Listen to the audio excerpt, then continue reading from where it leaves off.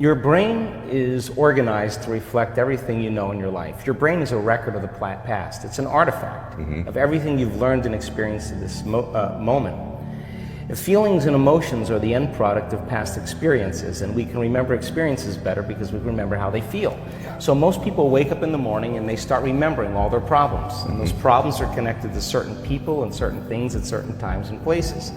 The moment they start thinking about those problems, they're thinking in the past.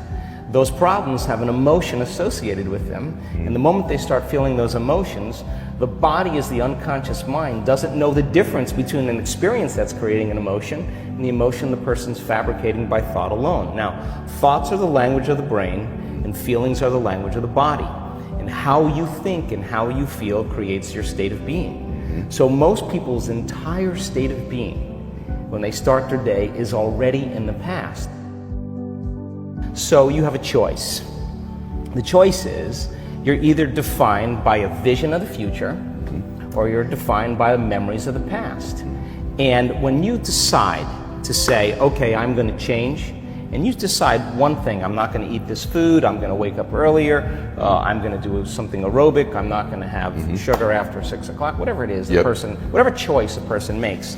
The moment you make a choice to do something differently, and the hardest part about change is not making the same choice as you did the day before, get ready, because it's going to feel uncomfortable. It's going to feel unfamiliar. There's going to be some uncertainty and unpredictability, and that's the moment the game is on. Yes. So then most people, their body has been conditioned emotionally to be the mind.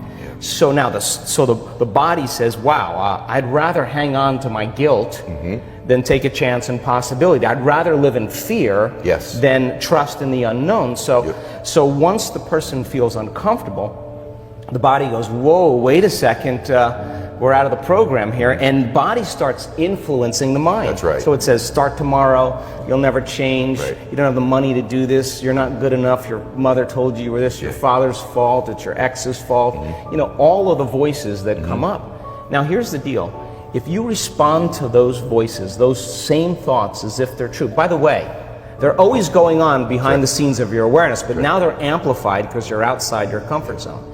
You believe in that thought's going to lead to the same choice, which is going to lead to the same behavior, which is going to create the same experience and produce the same emotion, and the person's going to say, this feels right. No, that feels familiar. Going from the old self to the new self is a neurological, it's a biological, it's a chemical, it's a hormonal, it's a genetic death of the old self.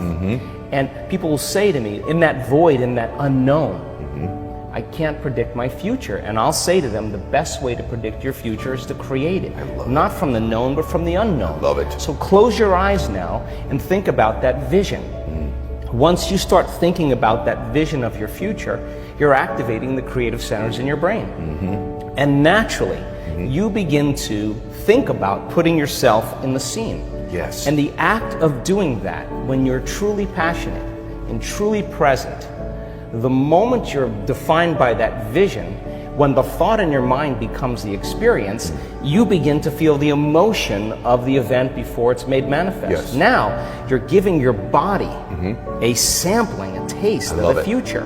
And now, if a thought and a feeling create a new state of being, you're combining a clear intention with an elevated emotion, and now you're beginning to change your biology, and you're seeing a whole new landscape that you could never see before, because you're no longer viewing your future through the lens of the past. I love this. Now, this requires then something really specific, because most people will wait for their wealth to feel abundance. They'll wait for their success to feel empowered.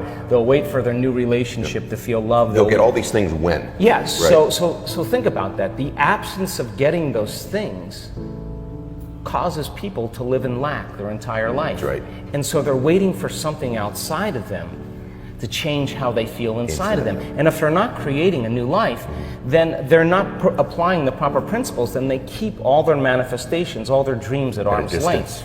Well, think about this. If you get up feeling gratitude, if you get up feeling empowered, if you get up feeling whole, if you get up feeling unlimited, why would you worry about whether it was going to come or not? You would feel like it already happened.